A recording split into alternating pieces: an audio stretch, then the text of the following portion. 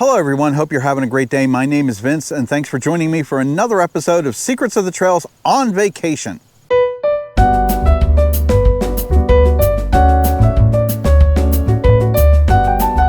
So I'm standing next to a cornfield in Western Ontario just to make the point that Western Ontario is a seedbed, pardon the pun, of agribusiness here for Ontario. A lot of corn is grown in this area, and as we'll see on our trek today, we're going to pass a lot of cornfields. Right here at Wallenstein's right up there, the trail would continue that way, but it's not. This is one of the breaks in the otherwise contiguous trail that I believe the G2G Trail Committee is trying to amend. Eventually, if they get enough funds, they might actually build or rebuild the bridge that was over there for the railroad. But at any rate, if you're coming from Elmira, coming westward toward Goderich, you're gonna have to actually take this road and make a left up that way and catch back onto the trail on the other side of the river. Annoying. The Wallenstein section that I'm actually going to do starts here at the Wallenstein Feed and Supply, just off of Provincial Route 86 there that goes into Wallenstein. This portion of the trail goes past the feed store or the feed supply company. Big operation there, you can tell.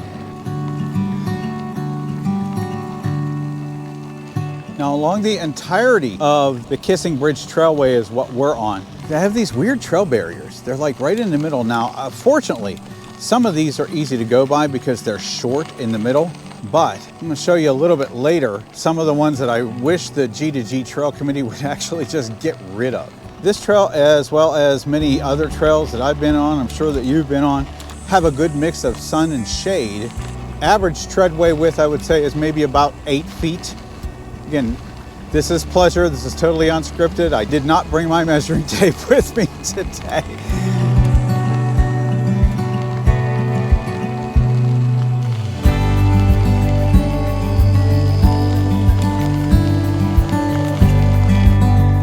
Few more miles to Elmira or Elmira. I hope I'm saying that right, Elmira. And we're coming up to another one of those trail barriers. See, and this is what I'm talking about. Look at how narrow this is.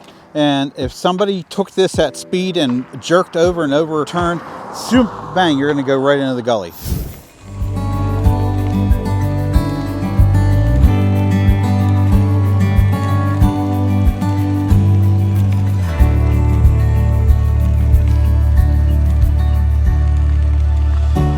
You'll see these a lot too. That's basically their mile markers for this trail. So obviously from what I can see so far, obviously I haven't ridden the entire G2G trail. I would love to, I just don't have the time to do it. Plus the fact I don't even live in this country. So coming up here maybe once a year is about all I can manage with my day job as a medical provider.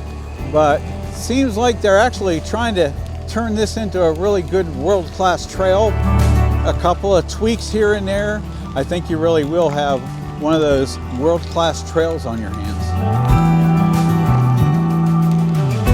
Yeah, this one's scary. Again, I think they've really done a nice job, especially in these built-up areas like Elmira, etc. They've done some landscaping. It's you know, they have the benches all along the way, which is really nice. And this one, if I'm not mistaken, is a larger creek that you can actually see the old bridge pilings for, obviously, for the railroad whenever it was here.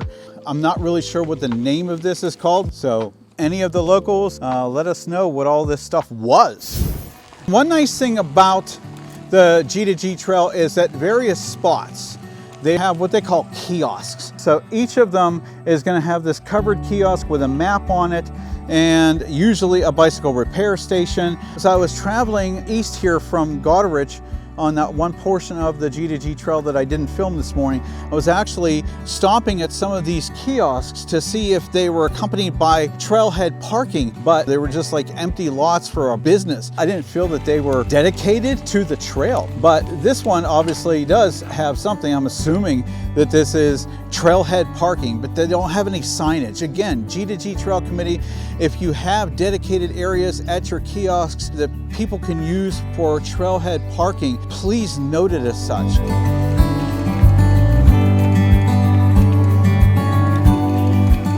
This portion of the trail is just east of the town of Elmira, which is off in that direction. See, they have a number of interpretive signs here along the way. I'm not going to be able to, unfortunately, get to all of them.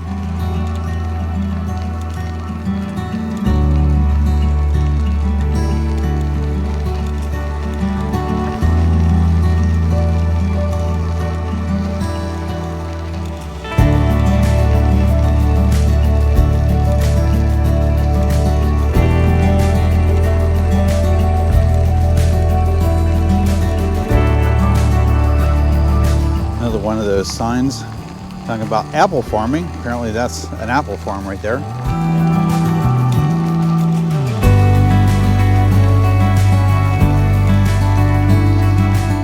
Now, technically the rail trail right here at Middlebrook Road goes to the right, but I'm going to show you something over that way here in a minute. This little section, because it's not as well maintained, obviously, because it's not intended to be ridden technically, also has the crushed limestone, but the limestone is much coarser in a sense. There's much more of it around, so you want to just be careful whenever you're riding this portion, if you do, because you don't want to slip. So I'm going to go just to the edge here because this is one of a number of old bridges for the railroad that were destroyed, so there's nowhere to go. The Kissing Bridge Trailway continues across the river here, but you can't get to it. So that's why they have those on-road portions. You have to take the right on Millbrook Road and go down to West Montrose, go across the bridge and come back up.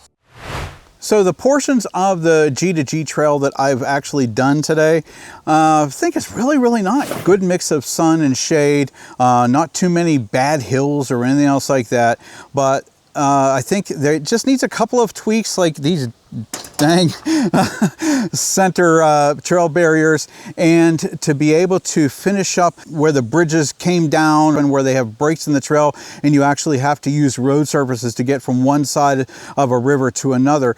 If they fix all these, it can be a 100% world-class trail. But as it stands right now, the segments of the G2G Trail that I've done, I think are really nice. So that's it from Western Ontario. See you next time for another episode of Secrets of the Trails from elsewhere in Ontario. Until then, have a great ride.